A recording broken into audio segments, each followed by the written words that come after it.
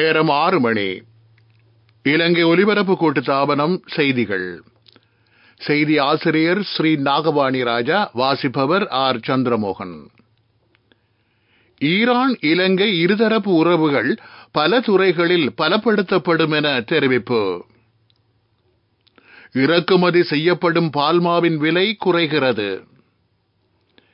இந்திய உதவியுடன் நிர்மாணிக்கப்பட்ட மேலும் 4 கிராமங்களை விரைவில் மக்களிடம் கையளிக்க நடவடிக்கை. வெளிநாட்டு வேலைவாய்ப்பு தருவதாக கூறி ஏமாற்றுபவர்களுக்கு தராதரம் பார்க்காமல் தண்டனை. இன்று உலக மலேரியா தினம்.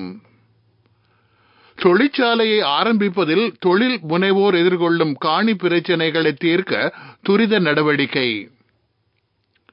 உக்ரைன், இஸ்ரேல், தாய்வானுக்கான போர்க்கால உதவி திட்ட சட்டமூலத்திற்கு அமெரிக்காவின் செனட் சபை ஒப்புதல்.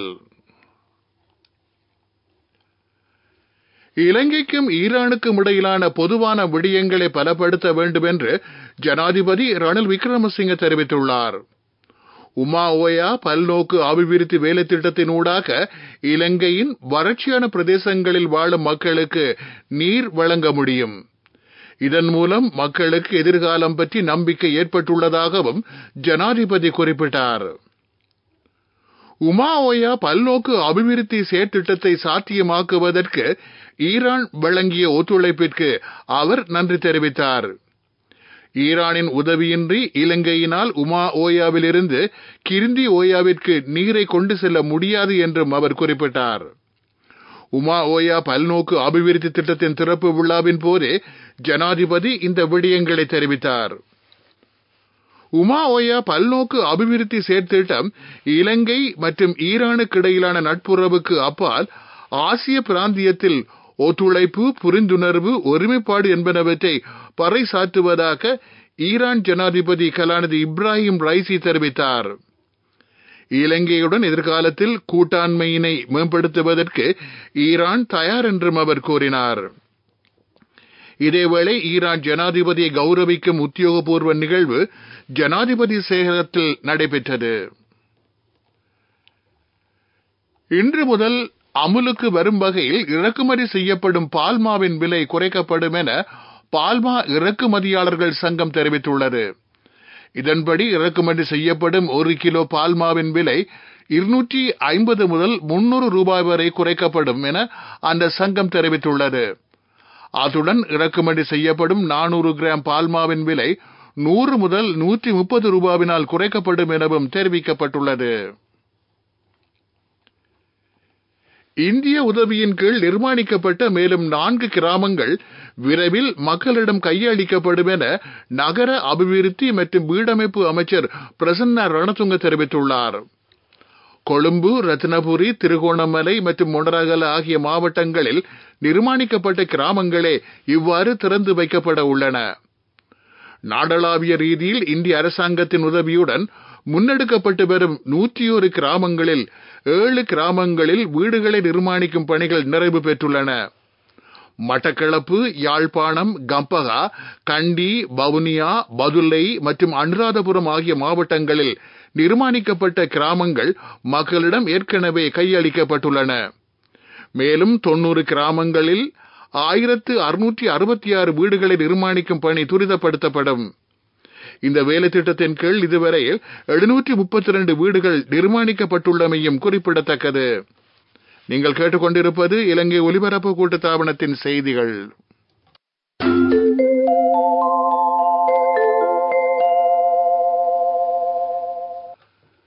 இன்றைய தினமும் வெப்பமான காலநிலை நிலவும் என காலநிலை அவதான நிலையம் எச்சரிக்கை விடுத்துள்ளது. அதன்படி வடக்கு, வடமத்திய, மேல், சப்ரகம, கிழக்கு, தெற்கு மற்றும் வடமேல் மாகாணங்களிலும் மொனராகல மாவட்டத்திலும் வெப்பம் அதிகரித்து காணப்படும்.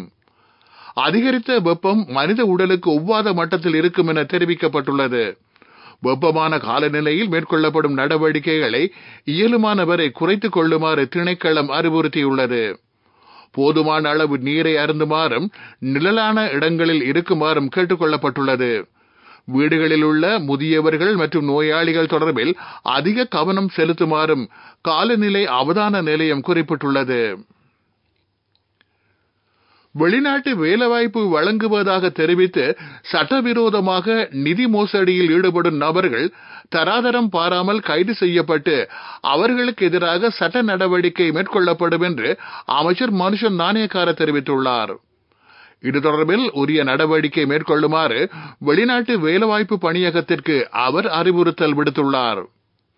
இவ்வாறான நிதி மோசடி நடவடிக்கைகளை தடுப்பதற்கு தேவையான அனைத்து நடவடிக்கைகளும் மேற்கொள்ளப்படும் என அமைச்சர் குறிப்பிட்டுள்ளார். இது தொடர்பான விசாரணைகளை விரைவானதாகவும் வினைத்திறனாகவும் முன்னெடுப்பதற்கு அனைவரது பங்களிப்பு அவசியம் எனவும் அமைச்சர் வலியுறுத்தியுள்ளார். அனுமதி பத்திரமுள்ள வெளிநாட்டு வேலைவாய்ப்பு நிறுவனங்களை தவிர வேறு எந்த தரப்பினருக்கும் பணத்தை வழங்க வேண்டாம். வெளிநாட்டு வேலைவாய்ப்பு தொடர்பில் பணத்தை அறவிடுவது தொடர்பில் நாளாந்தம் பல முறைப்பாடுகள் கிடைக்கப்பெற்று வருகின்றன. அவ்வாறான முறைப்பாடுகள் தொடர்பில் விரைவான நடவடிக்கைகளை மேற்கொள்ளுமாறும் அமைச்சர் பணிப்புரை விடுத்துள்ளார். தமிழ் சிங்கள புது வருடத்திற்காக குறைந்த வருமானம் பெறும் குடும்பங்களுக்கு அரிசி வழங்கும் வேலை திட்டத்தின் மற்றொரு கட்டம் ஹோமாகம பிரதேச செயலாளர் பிரிவில் இடம்பெற்றது. அமைச்சர் கலாநிதி பந்துல குணவர்தன தலைமையில் நிகழ்வு இடம்பெற்றது. இதன்போது தெரிவு செய்யப்பட்ட பயனாளிகளுக்கு அரிசி வழங்கப்பட்டது.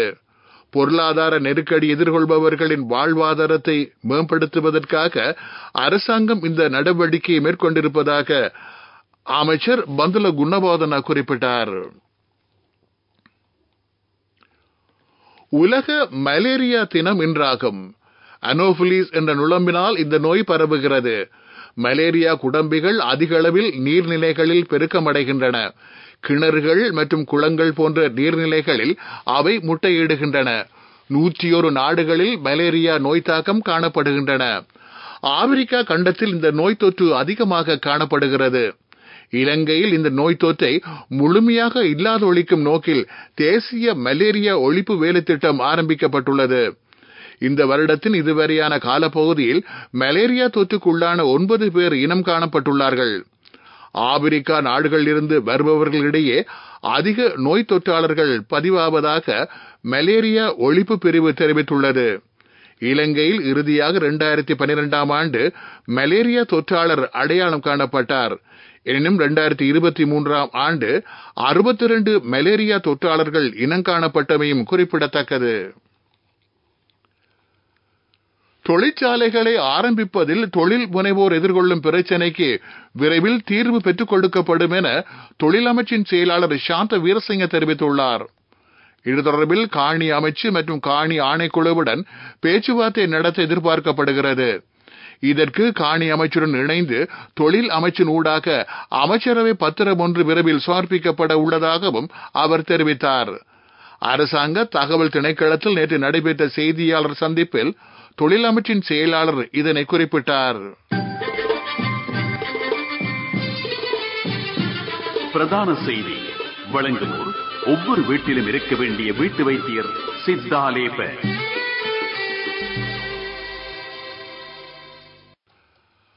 பாகிஸ்தானின் இலங்கைக்கான புதிய உயர்ஸ்தானிகர் ஓய்வு பெற்ற மேஜர் ஜெனரல் ஃபாஹிமுல் அசீஸ் சபாநாயகர் மைந்த யாப்பா அபயபோதனாவை நேற்று பாராளுமன்றத்தில் சந்தித்தார்.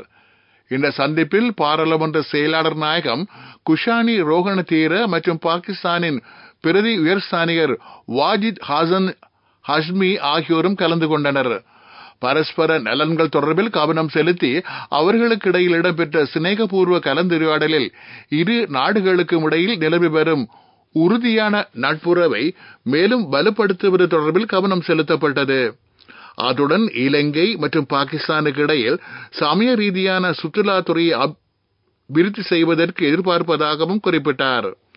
விசேடமாக பயங்கரவாதத்திற்கு எதிராக யுத்தம் இடம்பெற்ற காலத்தில் பாகிஸ்தான் இலங்கைக்கு வழங்கிய உதவிகளை சபாநாயகர் நினைவு கூர்ந்தார். இரு நாடுகளுக்கும் இடையிலான பாராளுமன்ற நட்புறவு சங்கங்களின் நடவடிக்கைகள் உள்ளிட்ட இருதரப்பு உறவுகளை விருத்தி செய்வதற்கான எதிர்கால நடவடிக்கைகள் குறித்தும் இங்கு கலந்துரையாடப்பட்டது.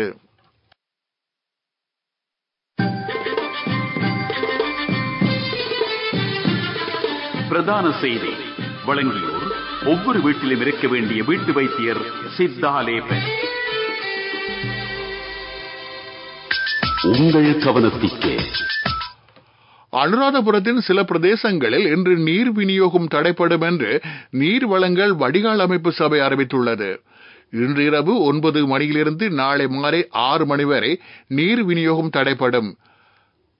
கலத்தேவ, நெலும்ஹந்திய, தரியன்குளம், கல்குளம், கவரக்குளம், வண்ணம்மடுவ, குஞ்சுக்குளம், குருந்தன்குளம், மாத்தளைச்சந்தி, சாலிய மாவட்ட, தத்தாயன்குளம், யாழ்ப்பாணச்சந்தி, பண்டார புளியங்குளம், தெம்பன்குளம், ஜெயந்தி கிராமம், சாலியபுர, மாங்கடவல, லிங்கல வீதி, கட்டமாங்குளம் ஆகிய பகுதிகளில் நீர் விநியோகம் தடைப்படும். கதுவெட்டா வீதி, ருவன்கம, வெல்லம் முரான, தரியன்குளம், பலுகஸ்வெவ, சட்டம்பிக்குளம், பிகிந்தல நகர், அம்பட்டலா கம, போலீஸ் கம்மான, மஹிந்த ராஜபக்ச மாவட்ட, கிரிந்தகம, கண்ணட்டிய, குருந்தன்குளம் ஆகிய பிரதேசங்களிலும் நீர் விநியோகம் இடைநிறுத்தப்படும்.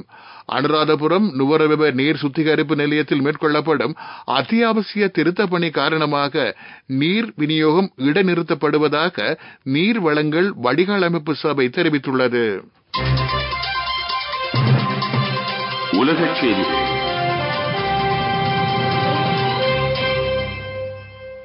உக்ரைன், இஸ்ரேல், தாய்வானுக்கான போர்க்கால உதவி திட்ட சட்டமூலத்தை அமெரிக்காவின் செனட் சபை ஏற்றுக்கொண்டுள்ளது.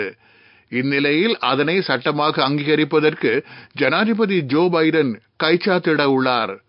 இந்த உதவி திட்டத்தின் மூலம் 95 பில்லியன் அமெரிக்க டாலர்கள் வழங்கப்பட உள்ளன. இதில் உக்ரைனின் போர்க்கால ஆயுதங்களுக்கு 61 பில்லியன் டாலர் ஒதுக்கப்பட்டுள்ளது. இஸ்ரேலுக்கும் காசா உட்பட போர் நடைபெறும் பகுதிகளில் மனிதநேய உதவி பொருளுக்காக 26 பில்லியன் டாலர் வழங்கப்பட உள்ளது. சீனாவுக்கு எதிராக இந்தோ பசிபிக் பகுதியில் பாதுகாப்பை மேம்படுத்த 8 பில்லியன் டாலர் வழங்கப்படும். இதற்கு சீனா கடும் எதிர்ப்பு தெரிவித்துள்ளது. இந்த திட்டங்களின் மூலம் நட்பு நாடுகளுடன் அமெரிக்கா துணை நிற்கும் என்பதை வலியுறுத்த விரும்புவதாக ஜனநாயக கட்சியின் செனட் சபை தலைவர் சக் ஷமர் தெரிவித்துள்ளார். உலக செய்திகள் கேட்டீர்கள். அபிவிருத்தி செய்திகள்.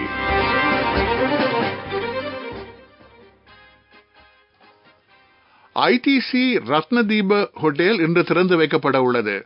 கொழும்பு கோல்ஃபேஸ் கிரீன் வளாகத்தில் இது அமைக்கப்பட்டுள்ளது. இலங்கையின் அதிசொகுசு ஹோட்டல் கட்டமைப்பில் இணைந்து கொள்ளும் முக்கிய ஹோட்டல் குழுமமாக ஐடிசி ஹோட்டல் கருதப்படுகிறது. 352 அறைகளை உள்ளடக்கும் வகையில் இது அமைக்கப்பட்டுள்ளமை சிறப்பம்சமாகும். இந்தியாவை தலைமையகமாக கொண்ட ஐடிசி ஹோட்டல் குழுமத்தின் கீழ் இது இயங்குகிறது. இலங்கையில் அண்மை காலத்தில் மேற்கொள்ளப்பட்ட மிக முக்கியமான வெளிநாட்டு முதலீட்டு திட்டமாக இது கருதப்படுகின்றமை குறிப்பிடத்தக்கது. விளையாட்டுச் செய்திகள். இந்தியன் பிரீமியர் லீக் கிரிக்கெட் சுற்றுத்தொடரின் 40வது போட்டியில் டெல்லி கேபிட்டல்ஸ் அணி 4 ஓட்டங்களால் வெற்றி பெற்றுள்ளது. டெல்லி மைதானத்தில் நடைபெற்ற போட்டியில் டெல்லி கேபிட்டல்ஸ் மற்றும் குஜராத் டைட்டன்ஸ் அணிகள் மோதின. முதலில் துடுப்படுத்தாடிய டெல்லி அணி 20 ஓவர்களில் 4 விக்கெட் இழப்பிற்கு 224 ஓட்டங்களை பெற்றது. 225 ஓட்டங்கள் என்ற வெற்றி இலக்கை நோக்கி துடுப்படுத்தாடிய குஜராத் டைட்டன்ஸ் அணி 20 ஓவர்களில் 8 விக்கெட்டுகளை இழந்து 220 ஓட்டங்களை மட்டுமே பெற்று தோல்வியடைந்தது. இதேவேளை சுற்றுத்தொடரின் இன்றைய போட்டியில் ராயல் சேலஞ்சர்ஸ் பெங்களூர் மற்றும் சன்ரைசர்ஸ் ஹைதராபாத் அணிகள் மோத உள்ளன. போட்டி இரவு 7:30 ஆரம்பமாகும். துடிப்பான யூத்திற்கு லைஃபில் சேஞ்சுக்கு சரியாக செட் ஆகும். கண்கள் மூடி கண்ட கனவுகள் நிறைவேற யூத்திற்கு செட் ஆகும் ஃப்ரெண்ட்ஷிப் இதுதானே. NSBI இத்துரு வித்துரு அக்கவுண்ட் ட்ரீம் நிறைவேற சரியான பிளான். வர்த்தக செய்தி அனுசரணை. தேசிய சேமிப்பு வங்கி உங்கள் பணத்திற்கு பாதுகாப்பான இடம். தென்கொரியாவில் பாதுகாப்பு மற்றும் இயந்திர பொறியியல் பட்டப்படிப்பை மேற்கொள்ள வாய்ப்புகளை வழங்க தொழில் மற்றும் வெளிநாட்டு வேலைவாய்ப்பு அமைச்சர் மனுஷ நாணயக்கார நடவடிக்கை எடுத்துள்ளார். இலங்கையில் உள்ள இளம் மாணவர்களுக்கான புதிய உயர்கல்வி வாய்ப்பு பாதுகாப்பு மற்றும் பொறியியல் துறையில் மாணவர்களின் செயல்திறனை மேம்படுத்தும் வகையில் இந்த பாடநெறி சிறப்பாக வடிவமைக்கப்பட்டுள்ளது. இது இலங்கை அல்லது கொரியாவில் மிகவும் புதுப்பித்த தொழில்நுட்பத்துடன் பாதுகாப்பாக வேலை செய்ய உதவுகிறது. வர்த்தக செய்தி அனுசரணை. தேசிய சேமிப்பு வங்கி உங்கள் பணத்திற்கு பாதுகாப்பான துடிப்பான யூத்திற்கு லைஃபில் சேஞ்சுக்கு சரியாக செட் ஆகும். கண்கள் மூடி கண்ட கனவுகள் நிறைவேற யூத்திற்கு செட் ஆகும் ஃப்ரெண்ட்ஷிப் இதுதானே. NSBI இத்துரு வித்துரு அக்கவுண்ட் ட்ரீம் நிறைவேற சரியான பிளான். பொருளாதார செய்திகள். நாட்டில் எரிவாயு விலையில் மாற்றம் ஏற்படக்கூடிய சாத்தியம் காணப்படுவதாக லிட்ரோ சமையல் எரிவாயு நிறுவனத்தின் தலைவர் முதித பீரிஸ் தெரிவித்துள்ளார். நிலவி வரும் பதத்த நிலை தணிந்தால் விலை குறையும் சாத்தியம் உள்ளதாக அவர் குறிப்பிட்டுள்ளார். சர்வதேச சந்தையில் விலை குறைவடைந்தால் அந்த நலன்களை நாட்டு மக்களுக்கு வழங்கப்படும் என நிறுவனத்தின் தலைவர் மேலும் தெரிவித்துள்ளார். காலநிலை அறிக்கை. மேல் சப்ரகமுவ, மத்திய வடமேல் ஊவா மாகாணங்களிலும் காலி மாத்தறை மாவட்டங்களிலும் மழையோ இடியுடன் கூடியோ மழையோ பெய்யலாம் என்று வளிமண்டலவியல் திணைக்களம் எதிர்ப்பு கூறியுள்ளது. இடியுடன் மழை பெய்யும் போது காற்றின் வேகம் அதிகரித்து காணப்படும். சப்ரகமுவ, மத்திய ஊவா மாகாணங்களில் சில பிரதேசங்களில் காலை வேளையில் பனிப்பொழிவு காணப்படும் என்று திணைக்களம் விடுத்திருக்கும் அறிக்கையில் குறிப்பிடப்பட்டுள்ளது. காலநிலை அறிக்கை கேட்டீர்கள். மீண்டும் தலைப்புச் செய்திகள். ஈரான் இலங்கை இருதரப்பு உறவுகள் பல துறைகளில் பலப்படுத்தப்படும் என தெரிவிப்பு. இறக்குமதி செய்யப்படும் பால்மாவின் விலை குறைகிறது. இந்திய உதவியுடன் நிர்மாணிக்கப்பட்ட மேலும் 4 கிராமங்களை விரைவில் மக்களிடம் கையளிக்க நடவடிக்கை. வெளிநாட்டு வேலைவாய்ப்பு தருவதாக கூறி ஏமாற்றுபவர்களுக்கு தராதரம் பார்க்காமல் தண்டனை. இன்று உலக மலேரியா தினம். தொழிற்சாலையை ஆரம்பிப்பதில் தொழில் முனைவோர் எதிர்கொள்ளும் காணி பிரச்சினைகளை தீர்க்க துரித நடவடிக்கை. உக்ரைன், இஸ்ரேல், தாய்வானுக்கான போர்க்கால உதவி திட்ட சட்டமூலத்திற்கு அமெரிக்காவின் செனட் சபை ஒப்புதல். இத்துடன் செய்திகள் முடிவடைந்தன. எமது அடுத்த பிரதான செய்தி பகல் 12:45 ஒலிபரப்பாகும்.